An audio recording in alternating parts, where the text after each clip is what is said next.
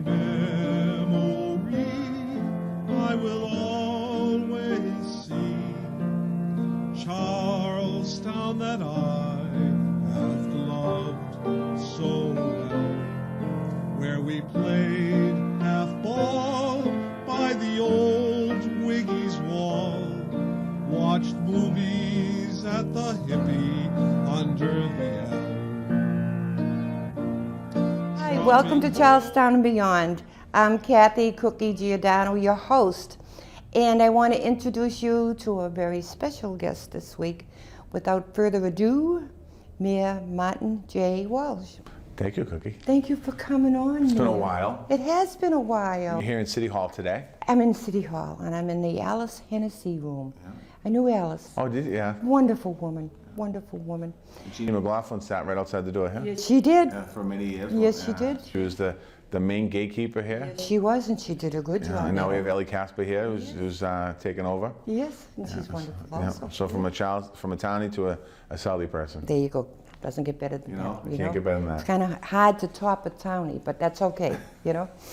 Okay, let's get started. Let's talk about Charlestown.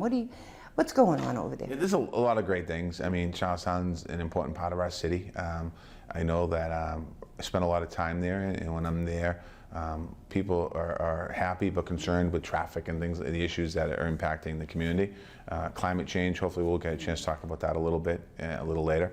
But one of I think the biggest impact that the development is happening, and the development is on the borders of Charlestown. We have the Bunker Hill housing development that we're going to be doing over, and being able to do a mixed-use development there and allow the folks that live there to have their apartments brand new, or reconstructed, if you will. Have a mixed-use opportunity there.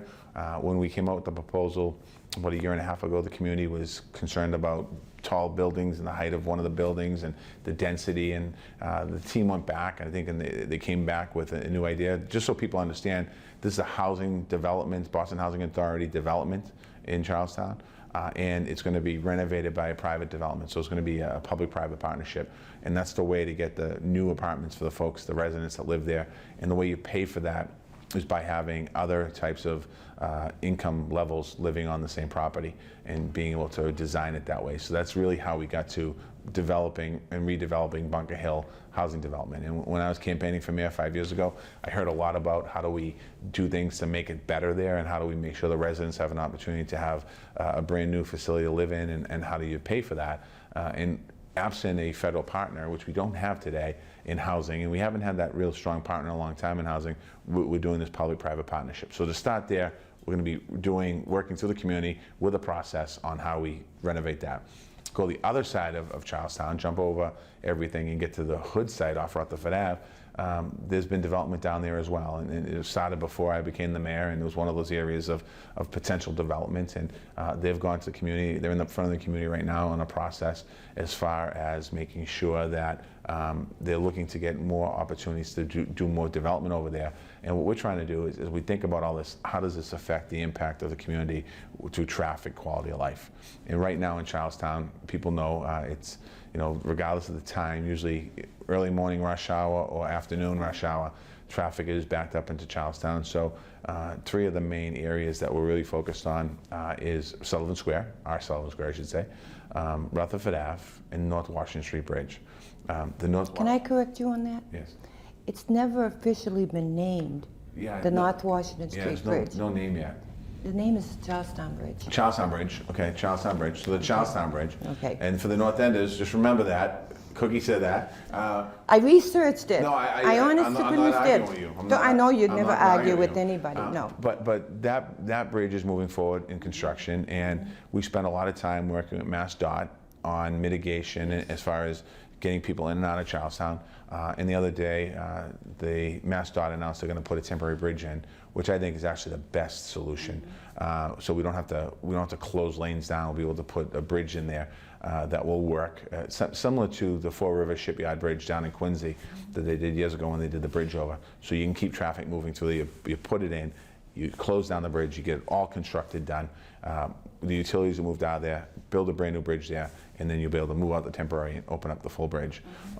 And we're also, while construction is going on, we're going to put a second ambulance in Charlestown full-time, just to make sure that people feel safe and are safe by doing that. Something that's really important because of the traffic concerns that people have. Will the second ambulance be stationed at the same as I think so. in I Sullivan have to Square? check that. I have to check and see where, but I think it is going to be the same in Sullivan Square.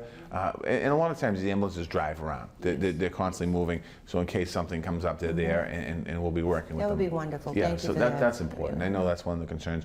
But I think Charlestown Bridge is important for traffic congestion, because right now, a lot of the concern I think that you see in Charlestown is the congestion around the bridge. It's not functioning at full capacity, hasn't in a long time. There's lanes shut down on it, and traffic backs up into Charlestown, up Rutherford Ave, into Sullivan Square. And on the other side, backs into our surface artery, into the north end, into downtown. So I think at the end of the day, when that bridge is fully renovated, it will be done. And MassDOT's leading the effort. We're a partner in that, and the federal government's a partner as well. The process is moving along as well, Rutherford Ave and Sullivan Square. Money hasn't come from the casino yet, but there'll be money coming from the casino. That's also federal money that's going to go in there, and state money, city money that's going to go in there. We're in the process of finalizing designs and things like that. That roadway changed from when it was originally designed in 97, 98, 99 through today because of the amount of new people in the area. And when I say the area, I don't mean just Charlestown. Right. You have Cambridge with North Point, Somerville with partners moving over there in Assembly Row, what they've done there, and then the casino opening eventually. You're adding thousands of more cars to that roadway or that potential intersection. So as we think about how we design that, making sure that it's the ability for people to cross the road, green space, more trees, more open space, and also moving cars. So it's a little bit of a all-encompassing situation what we have to do there. Can I ask you a question? Yeah. Currently, today, Sullivan Square is down to one lane. Yeah. Whether you're going around the Rotary or whether you're heading towards Everett in the casino, one lane. It is a nightmare. Can the city put out more police officers, details out there to help the traffic move and help it? Okay, you stop now and Main Street you can go. There is hit or miss. It's chaos. Yeah, what we try to do, if we have the ability to do that, they will. One of the problems we have is the Boston has grown so much in the last 10 years, and really in the last 5 years. We're nearly 700,000 people now. We've added 100,000 new jobs to the city in the last 5 years. We almost double in size every single day. So a lot of these folks, the resources are stretched thin. And what we're doing, the next police class that goes on will be the first time in I think 40 years that we'll have increased police officers at the bottom line. We have about 2,100 police officers now citywide for all different shifts. And after this next class, we'll have about 2,200 police officers. So for the first time in nearly 4 decades, we're going to see an increase in police officers. And hopefully with the ability to do that, we'll be able to put resources in different places and really think about more traffic situations and more walking beats and things like that. Every neighborhood would love to have a walking beat. Every neighborhood would love to have the dedicated traffic folks. And some of the things is there's just so much going on in the city in different areas. We're a safer city than we were 10 years ago, but we still have challenges with deployment and making sure that we get those out there. But it's something that I know the commissioner and his team look at every day, because if you can move the system along, North Washington Street Bridge is going to take details as well. There'll be more details around that. I think that's going to be split up with some jurisdiction, cross jurisdiction. So I will look into it more. But it's it ultimately will come down to a question of police power. Do we have enough people out there? I know for years Charlestown has a substation in Charlestown. They would love to have a full station in Charlestown. Yes. And Captain Fong, who A1, great captain, great police department over in A1. They have a lot of area to cover. It might not be, there's not a lot of, I guess, crime in that area, but there's a lot of space in that area. You're talking downtown, financial district, you're talking Beacon Hill, you're talking Charlestown, you're talking East Boston. So there's a lot of, no, East Boston is their own captain. So North End, Charlestown, and those areas. So it's something that's important for us. Yeah, and it's important to Charlestown So too. I think traffic is probably the biggest, Yeah. one of the biggest impediments, and it's not just in Charlestown. It's throughout everywhere. the city of Boston. It's everywhere. But you know, and we're also upgrading our parks in Charlestown, and the schools are doing incredible there. It's a great neighborhood, and so we want to do as much as we can to make sure that people feel that they're getting the services they deserve. Charlestown, for me personally, I love every neighborhood, but you know, I talk about this when I ran in 2013. I felt, you know, a special connection to Charlestown. You know, it's felt like neighborhoods I grew up in, and I've always had that special. Well, it was reciprocated, especially with the guy that hung around you all that time, Gino Flaherty. Former state rep. Yeah. And your current state rep. I mean, Danny, Yes, when Danny worked for Congressman Capuano, you know, I had a very good relation with Danny. He was my guy in that office I'd go to, and he's doing a great job as a state So representative. nice to have a rep that actually comes from Charlestown. And he comes from the neighborhood, first one since Collins. I always and thought then- Gino Flaherty came from the neighborhood too. I did too. You know, yeah. really, yeah. But that's usually what happens when somebody gets elected. The neighborhood they're not from endorses them. But Danny is a Charlestown guy. He is, through and through. Did you ever think of water shuttles from Charlestown to the north end? Well, we really want to get into Boston from Charlestown. Yeah. I know there's one. I think they're coming. I think in the next few years we're going to see more and more people using water as transportation options. 2014, we had a couple companies that worked on the harbor that were moving people around, but we didn't have the ridership that was needed. And part of our resiliency strategy here in the city and plan in the city is not just to build barriers to protect the homes and the businesses and the people from sea level rise, but it's also how do we activate the water. And I think that having consistency on the water is important. And I think one of the things that helps that is there's some great restaurants in Charlestown on the water. There's some great restaurants in East Boston now, in South Boston, and Dorchester. So I think you're going to start seeing more people understanding the importance of taking a system that works. You know, we, to some degree, I think as Bostonians, we're so used to jumping in the car and taking the car that we have to think of the other options, whether it's public transit or it's water shuttles. And those are real options, and those are ones that we should be focusing on. The bicycles are working. Bicycles are working as well, and we're trying to build more dedicated bike lanes in the city. And bikes do work, and I know there's always that kind of tension between certain drivers and certain bicyclists and who owns the road. No one owns the road. I own a small car, We all and own if our a own. bigger car, they figured they have more power than I do, and you know. We all own the road. So the bigger the vehicle, the more power they have. That's true, and I think more and more people are taking bikes as a real transportation A lot option. of people from Charlestown. And I think when the bridge is complete, I think a lot more people will take it, feeling that they will have some dedicated lanes on the roadways, and making sure that people can feel they can travel around the city safely. Certain parts of the city we have a good system. Other parts we don't have much of a system yet. Right. But our focus is on making sure that we have good systems of connecting people, whether it's pedestrians walking, bicyclists cycling, cars driving. Everyone needs to coexist on the road. And how do you do that? And it's by laying down good infrastructure. I went to the meeting that the state ran on the Charlestown Bridge. They were more concerned on the traffic. One of their comments was they had to get people from the North Shore into Boston. That really burnt me that night. Yeah, that's not a good thing to do in a meeting. And even I, who never speaks up at a meeting, said, we really don't care about the North Shore traffic. We want to know what's going to happen to Charlestown when all that traffic comes into it, and it will be a bottleneck, which is taking place now, as you know. And a lot of the new people that move into Charlestown, they move there because it's so convenient to Boston, and they walk over the bridge. I see them. A lot of pedestrians, which is wonderful. One thing that they probably didn't talk about the other night, the state really is working on a comprehensive plan, and I think that when they talk about somebody coming from the North Shore through Charlestown or through the north part of Boston, or somebody coming from the South Shore going through Dorchester, that does get the native person upset because we're so parochial to our neighborhoods.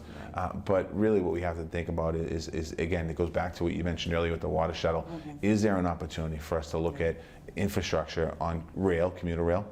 Is there an opportunity in the North Shore towns? Is there an opportunity to get people on a boat into Boston that way? And I really think we have to start thinking regionally when it comes to transportation. I know in Boston we think parochial, and if you live in a neighborhood, you think about your neighborhood, you're not concerned about, if you live in Dorchester, Savin Hill, you're not worried about what's happening at Bunker Hill. But we really have to start thinking regionally on this. And We do. it's not just the Boston proper, it's not just Boston's boundary, it's beyond that. And, and I meet very frequently with the mayors from the north, Somerville, Medford, Malden, Everett, to talk about, and Chelsea, and how do we collaborate better together. And we meet with the South Shore mayors from Quincy and Braintree and Cambridge next door to you. So it really is a collab. You have to think regionally, Right. because this issue of traffic, this issue of lack of housing, this issue of development, it's all a regional approach. And I think that for too long, people have been focused just in their area. And you really have to think outside the box, and you have to think outside the boundaries. And all roads lead to Boston. Well, it does. It's just unfortunate for Charlestown and the North End that you have to go through us to get there. Yeah, and you're also talking about roads that haven't been upgraded in years. Right. So it's not fair that Charlestown, bears the brunt of all the traffic coming from the north, when for years those roads haven't been upgraded. Right. And you have Sullivan Square down to one lane, you have Rutherford Ave, the underpass, one side's closed, one side's open, floods, doesn't flood, right. No drainage. You have roads that kind of just lead all over the place. And then you have kids and people that want to go from one side of Rutherford Ave to the other side, and literally, the biggest thing I think of is touch a truck. Whenever there's an event over on the other side of Rutherford Ave, I mean, you have kids and families with strollers, and they can't get across in a safe manner. So we really have to, as we think about designing this stuff, take everything I just said and put it into consideration. Yeah, and you have to consider every aspect of that, such as handicapped people and getting them across the street. That's another issue. If you have the crossovers. We need the right lights. Yeah. We need the right infrastructure. Right.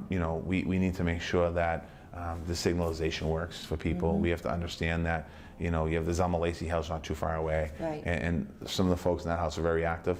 When they want to go somewhere, if you have a light that's 10 seconds or 12 seconds or 13 seconds, that's not enough. No, it's not. You need a longer light cycle. So we have to start thinking about all these different pieces as we start to build this together.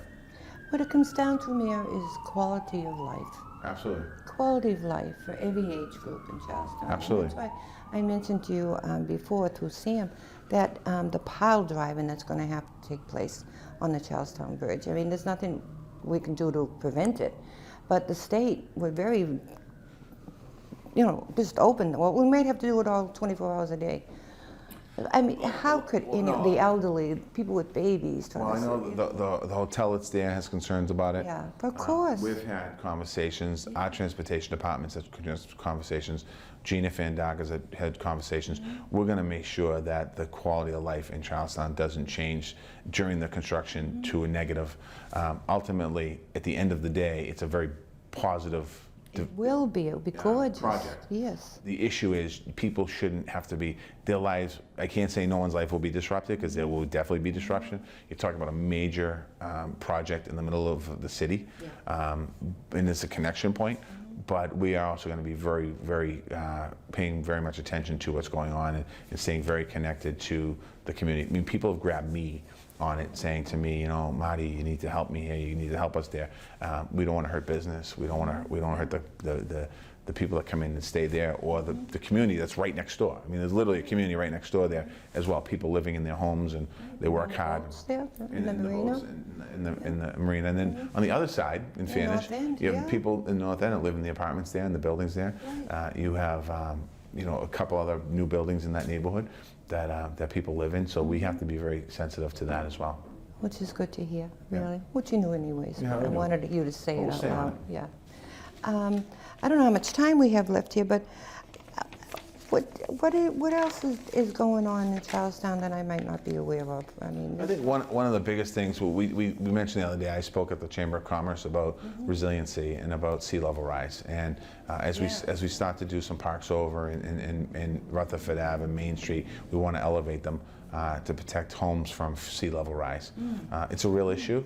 When you saw, if you remember New York, and when Superstorm Sandy hit, there was billions of dollars of damage. And then afterwards, New York came up with a plan and made some investments. But after the damage had been done, Houston had a hurricane last year that there was billions of dollars damage and life lost there.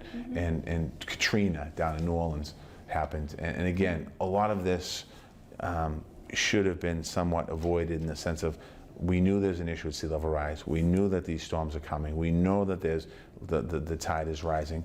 We need to make sure that we protect the people that live in communities from sea level rise. If you live at the top of Bunker Hill Street, you'll be fine. Yeah. If you live at the bottom, there could potentially some concerns. So I want to make sure, and we announced that we want to make investments in the city right beforehand so that we're not paying for disaster relief later. Our plan is going to call for about 67 acres of more green space.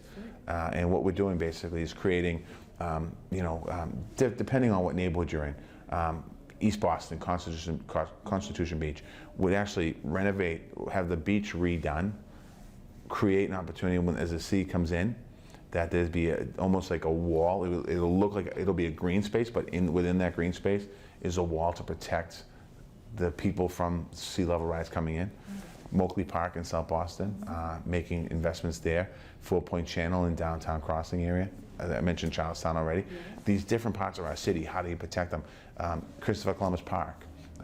Water's coming in there right now, and it's going to the Rose Kenny Greenway. Even down by the aquarium. Yeah, all that area. So we're looking at making investments there, and the investments will be made by the public, by the city, by the state, hopefully the federal government someday, by the private industry as well, and philanthropic dollars. So really thinking about, you need a plan first, and we have one. Now it's about how do you put that plan together. I know the Sullivan Square area, the Schraff Center, the Ryan That's Playground. another part of it. Yeah, that was flooded. Yeah, and Schraff's going to be, they're going to be part of the conversation, and the Ryan Playground area, we're going to be doing at the city, and as we do that, that's going to be part of the resilient piece. So there's a lot we can already do. We've already invested in our capital budget, about $230 million of investments into our public space that will also be treated as a resiliency protection for different communities. So it's going to be pieced together, but it'll be all types of different opportunities in the city. Can I put you on the spot here? Yes. And ask you to come back again and talk some more? I will. I'll be back. So many topics and people are so involved. No, I will. And I just want to say to everyone in Charlestown, thank you. And I know happy holidays are coming. Going to have your trolley tour? Well, the Come to trolley tour, yeah, I Charlestown? don't have the dates yet, but we have the trolley tour coming. And I just want to thank all the people in Charlestown, some great organizations and people that are doing incredible things. And I just want to say that, as all this development comes in different areas, we're going to make sure that this development supports the nonprofits in Charlestown. It's really important. I know that we have the casino already making investments, but what's going on over at Hood, what's going on in different places, we're going to make sure that those investments are made into the town. That would be so appreciated. Thank you, Mayor. Thank you. Thank you so Thanks, Cookie. much. So that's it for this great show. I hope you learned a lot. I know I did. So until next time, goodbye. In Charlestown, take care of one another. Goodbye.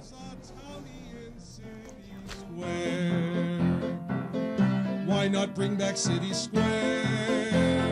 Lots of action there. There was nothing quite so fair as Dot's Diner in City Square.